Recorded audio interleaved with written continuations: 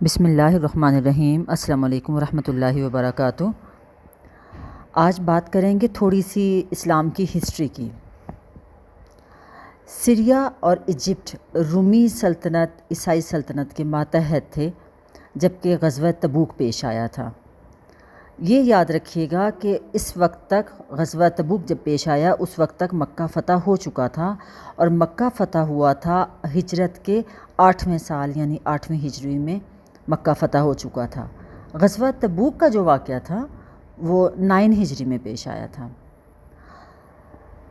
اب جب کہ مکہ فتح ہو چکا 8ویں ہجری میں، تو اس سال کے بعد رومی اسلام کو سربلند ہوتے ہوئے دیکھ نہیں پا رہے تھے۔ تھوڑے ہی عرصے میں اسلام تیزی سے پھیلتے ہوئے شام یعنی سیریا کے بارڈر تک جا پہنچا۔ یہ بات رومیوں کو کسی طرح بھی گوارا نہ ہوئی، تو انہوں نے مدینہ پر چڑھائی کرنے کا سوچا۔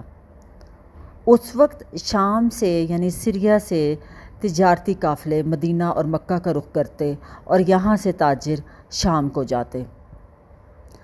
اب سیریا سے آنے والے تجارتی قافلوں نے مدینہ پہنچ کر خبر دی کہ رومی ایک بہت بڑی عیسائی فوج کو جمع کر رہے ہیں تاکہ مدینہ پر مل کر حملہ کیا جا سکے۔ اس بات کی تصدیق کے بعد نبی محمد صلی اللہ علیہ وآلہ وسلم نے تمام قبائل جن کے ساتھ کہ آپ کا معاہدہ تھا سب کو اکٹھے کیا، سب کو بلایا اور رومی عیسائیوں کے ناپاک ارادوں کا ذکر کیا۔ اپنے وطن مدینہ کی حفاظت کے لیے اب ہر کوئی لشکر میں شامل ہونے کے لیے بے قرار ہوا۔ حضرت عثمان غنی رضی اللہ تعالیٰ عنہ کی سخاوت کے بارے میں تو سب جانتے ہیں۔ اب کی بار حضرت عثمان غنی نے 3000 اونٹ اور 10,000 دینار دیے لشکر کی ایکسپینڈیچرز کے لیے۔ رسول اللہ صلی اللہ علیہ وآلہ وسلم نے 30,000 مجاہدین کے ساتھ تبوک کا سفر شروع کیا۔ یاد رہے کہ تبوک روانگی کا وقت سخت ترین گرمی کا وقت تھا، شدید گرمی تھی، اوپر سے فصلیں بھی پک کر تیار ہو چکی تھیں، ان کے کاٹنے کا وقت تھا، کھجوروں کے کاٹنے کا وقت تھا، اور منافقین نے بہت حربے استعمال کیے کہ رومی عیسائیوں کے ساتھ جو بھی لڑے گا وہ گھر واپس نہیں آ سکے گا، کیونکہ وہ ایک مضبوط اور ہتھیاروں سے لیس ایک مکمل آرگنائز آرمی ہے۔ اور یہاں اس طرف لوگ تو پیدل چلنے والے، سواری پر، کسی کے پاس سواری ہے کسی کے پاس نہیں، لیکن جذبہ جہاد اور نبی محمد صلی اللہ علیہ وآلہ وسلم کا حکم سر آنکھوں پر، سب جہاد کے لیے چل پڑے۔ رجب 9 ہجری میں آپ صلی اللہ علیہ وآلہ وسلم کا لشکر روانہ ہوا۔ آپ صلی اللہ علیہ وآلہ وسلم نے شام کے قریب ایک جگہ تبوک میں پڑاؤ کیا۔ آپ صلی اللہ علیہ وآلہ وسلم اور لشکر کا پڑاؤ تقریباً 20 دن تک جاری رہا، لیکن کسی رومن سولجر، کسی رومن عیسائی کو ہمت نہیں ہوئی کہ وہ میدان جنگ میں قدم بڑھائے۔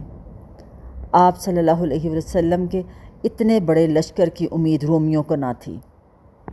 اللہ تعالیٰ نے رومیوں کے دلوں میں مسلمانوں کی ایسی دھاک بٹھائی کہ مقابلے کی نوبت ہی نہ آئی، اور اس کا فائدہ یہ ہوا کہ مسلمانوں کی پریکٹیکل لائف دیکھ کر، ان کی رحم دلی اور اللہ تعالیٰ کے لیے ان کی ڈیووشن کو دیکھ کر ارد گرد کے نہ جانے کتنے ہی عیسائیوں نے اسلام قبول کیا اور قبیلوں کے قبیلے اسلام میں داخل ہوئے۔